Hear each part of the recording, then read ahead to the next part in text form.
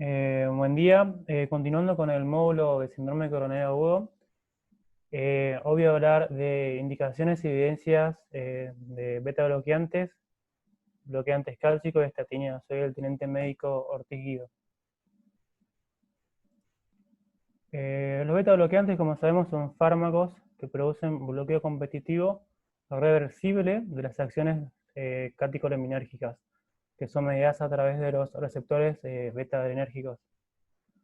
Estos receptores, estos beta bloqueantes se pueden clasificar de acuerdo sean no selectivos, ya que bloquean receptores beta 1 y beta 2, selectivos, principalmente bloquean receptores beta 1, aunque en altas dosis también bloquean receptores beta 2, y mixtos, que bloquean receptores alfa y beta. Pasando un poco la fisiopatología, la noradrenalina se une a su receptor, que activa la adinatociclasa, que permite el pasaje de ATP a AMP cíclico. El AMP cíclico lo que hace es activar a una serina teronina que es dependiente de AMP cíclico, que es la proteína quinasa A, y la proteína quinasa A lo que hace es fosforilar distintas proteínas para abrir, ya sea canales de calcio, aumentando el calcio intracelular, que va a aumentar la frecuencia cardíaca, la contractibilidad, y también activando la troponina, aumentando la velocidad y el acercamiento de la miosina de la actina, que va también a disminuir aumentar la reacción cardíaca, disminuyendo el tiempo diastólico. Los receptores beta 1 entonces decimos que aumentan la frecuencia cardíaca y aumentan la contractibilidad. Esto lo que genera es aumento del estrés simpático y aumento del consumo de oxígeno, que en un paciente con un síndrome coronario agudo es perjudicial. Al inhibir el receptor beta 1, disminuimos la frecuencia cardíaca. Al disminuir la frecuencia cardíaca aumenta el tiempo de diástole, lo que mejora la oferta de oxígeno. Al disminuir la oferta de oxígeno, disminuimos el consumo de oxígeno, que es beneficioso para estos pacientes. También, al bloquear el receptor beta 1, disminuimos la contractibilidad, que también disminuye el consumo de oxígeno. Con respecto a los receptores alfa, generan vasoconstricción aumentando la resistencia periférica. Al inhibirlos, se genera vasodilatación que va a favorecer también en estos pacientes. Los receptores beta 1, beta 2, o sea, los bloqueantes no selectivos, tenemos que usamos con más frecuente el propanolol y el timolol. Beta 1 son los selectivos, el que más usamos es el bisoprolol, también tenemos el alatenolol y el metoprolol. Y mixtos, como beta y alfa, tenemos al carvedilol. Ahora sí voy a entrar en lo que son los estudios de la evidencia. Voy a presentar el primer estudio, que es el estudio CIVIS-2. Es un estudio que investigó la eficacia del bisoprolol en la disminución de la mortalidad por todas las causas en la insuficiencia cardíaca crónica. Este fue un ensayo multicéntrico, doble ciego, aleatorizado, que se hizo contra placebo. Incluyó 2.600 pacientes, se hizo en el año 99 en Europa.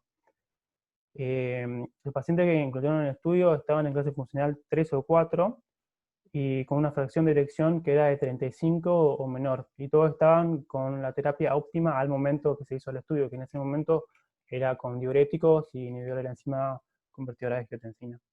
El estudio estaba previsto para una duración de 3 años, pero se interrumpió precozmente, con una duración de 1 año y medio, porque el bisoprolol demostró tempranamente un gran beneficio a nivel de la mortalidad, significativo. La mortalidad, ya sea por todas las causas o asociada a una causa cardiovascular, fue significativamente menor con respecto al grupo placebo de 12% con el grupo de bisoprolol y 17% con los placebos. Además, el bisoprolol demostró también que disminuía la muerte súbita significativamente y las hospitalizaciones. Entonces, el estudio lo que concluye es que el bisoprolol disminuye la mortalidad por cualquier causa, un paciente con insuficiencia cardíaca, los casos de muerte súbita, los ingresos al hospital por cualquier causa, y la mortalidad y hospitalizaciones de origen cardiovascular y también por insuficiencia cardíaca o empeoramiento de esta. El siguiente estudio que voy a presentar es el estudio Capricorn.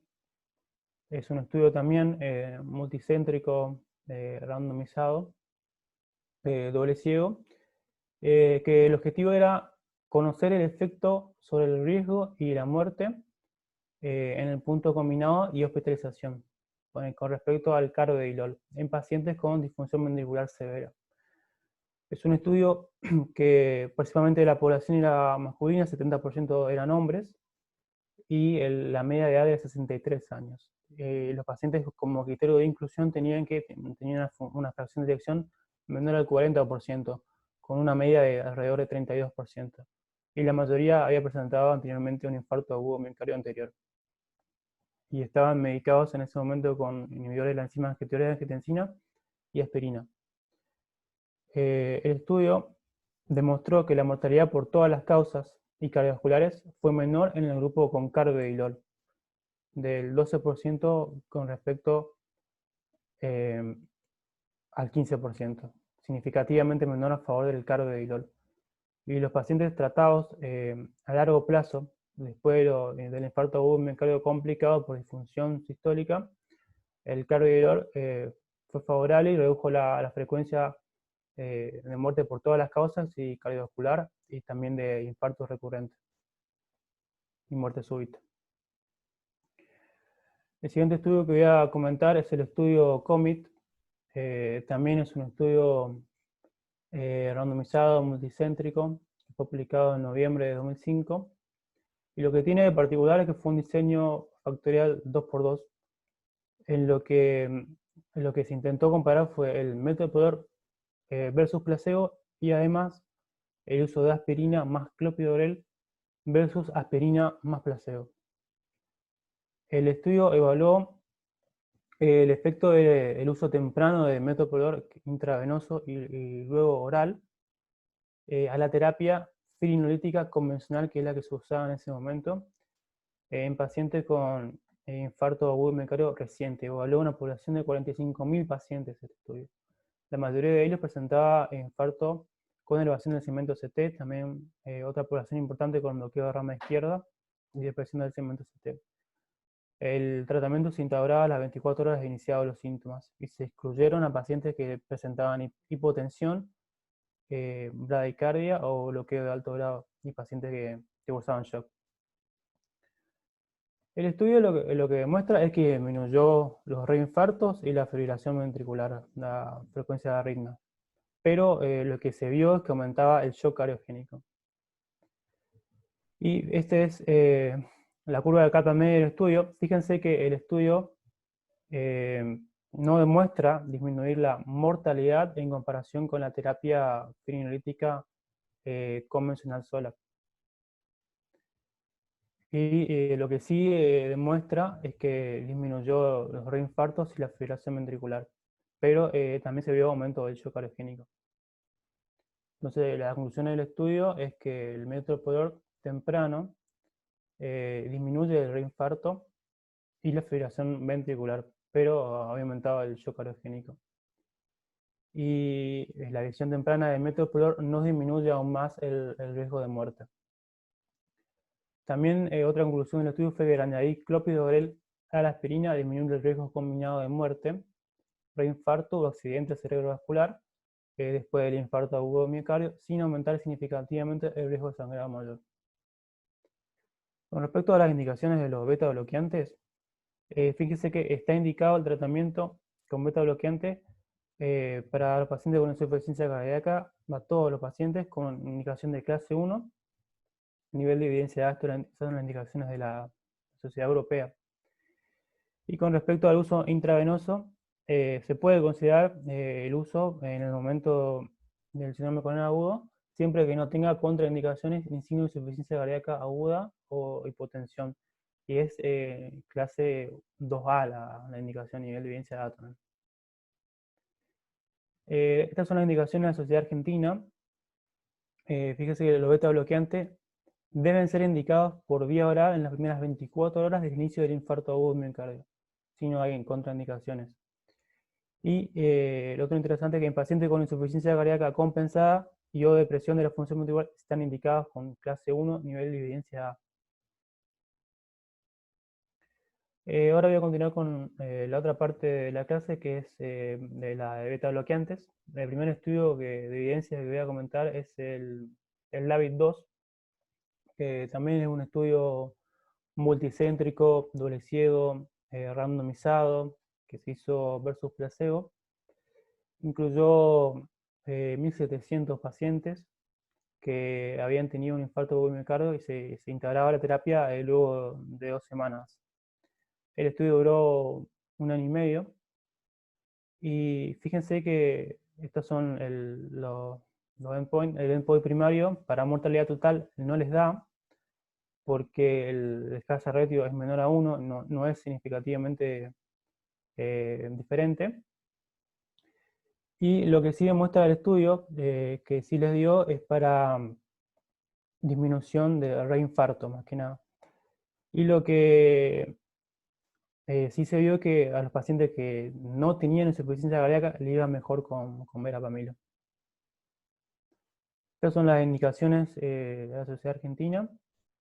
Fíjense que verapamilo o diltiazem, en general bloqueantes calcio de liberación lenta, en presencia de angina postinfarto o frecuencia elevada, y espasmo bronquial, en ausencia de una frecuencia cardíaca menor a 60 y en ausencia de hipotensión o insuficiencia cardíaca o F menor a 40 se pueden usar.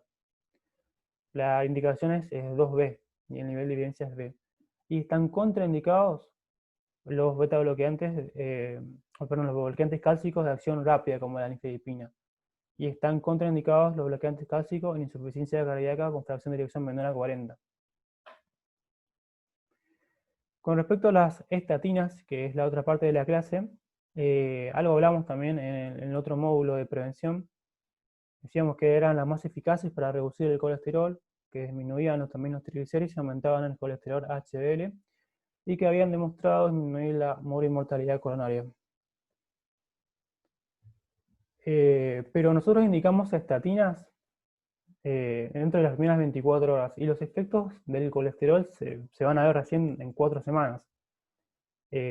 Como ven ahí, la vía por la cual bloquea el colesterol es la vía endógena, la vía de la síntesis de colesterol a través del meronato.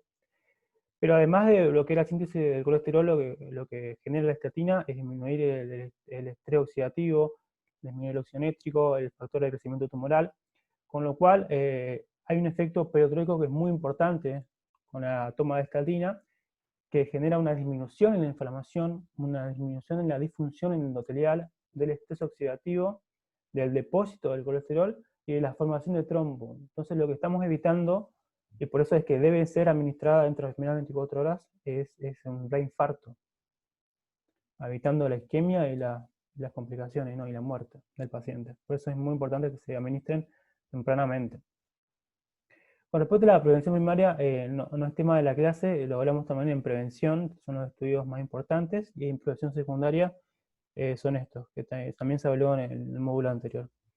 Lo que sí toca ahora es estos trabajos que en realidad se hicieron con una hipótesis de que un tratamiento más intensivo con estatinas a altas dosis generaba mayores beneficios. Esto tenemos el PRUVIT, el TNT y el POST-KBG, que también algo hablamos, pero nos vamos a centrar hoy en el PRUVIT y el TNT. El primer estudio, entonces, es el TNT. Es un estudio también multicéntrico, randomizado, doble ciego, que comparó como objetivo el uso de atorvastatina, 10 miligramos como dosis estándar, versus atorvastatina, 80 miligramos. Y el punto final primario para evento cardiovascular fue significativamente mejor en el grupo intensivo con atorvastatina a 80 miligramos. También los puntos secundarios para muerte asociada a procedimientos cardiovasculares, stroke y por muerte por todas las causas, la dio a favor de atorvastatina 80 miligramos. Entonces, el estudio lo que concluye es que el uso de atorvastatina 80 miligramos es significativamente más beneficioso comparado con atorvastatina 10 miligramos, independientemente del colesterol del paciente. Por eso está indicado atorvastatina 80 miligramos en el síndrome coronariano agudo. El otro estudio que voy a comentar es el PROVIT. Es un estudio también multicéntrico, randomizado, doble ciego, que buscaba, ahora sí, en pacientes con síndrome coronario agudo, el anterior era con síndrome coronario crónico, comparar una dosis intensiva, que también se usó atorvastatina 80 miligramos, versus una estrategia estándar que se usó pravastatina 40 miligramos.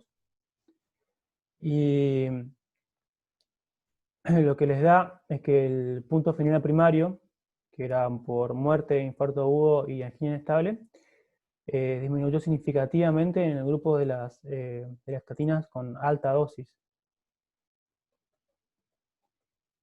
También le dio a favor en los puntos de outcome secundario, disminuyendo la mortalidad por todas las causas.